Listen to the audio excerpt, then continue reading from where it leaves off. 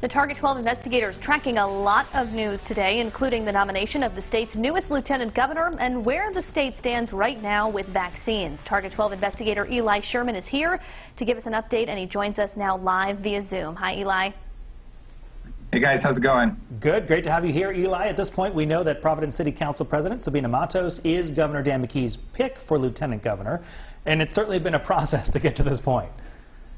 It's right. I can't remember any other time during my years reporting in Rhode Island that there's been this much news about the lieutenant governor's position. But as you mentioned, the governor officially nominated Matos this morning, which comes after a month of that position being vacant. People might remember that more than 80 applicants tossed their hats into the ring for that job.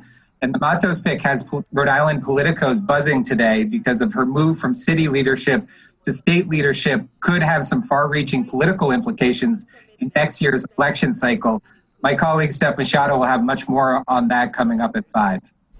Eli, I want to shift gears a little bit and talk about the coronavirus. You track the state's health metrics more closely than anyone I know. So what are some of the highlights that people should be aware of right now?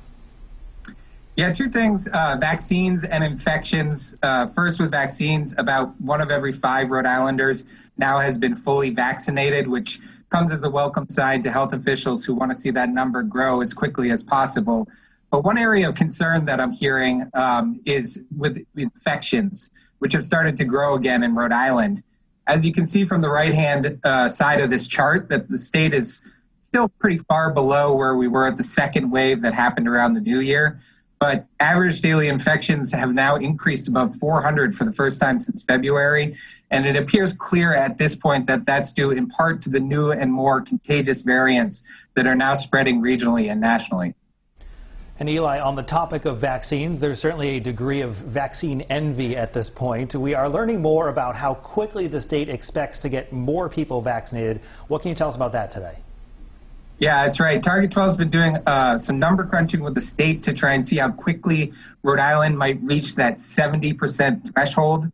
That's the benchmark that the governor has set for when he would consider further relaxing some business and social restrictions, along with lifting the state of emergency order that's been in effect here in Rhode Island for more than a year now. My colleague, Tolly Taylor, will have much more on that coming up at 5:30, so make sure you don't miss it.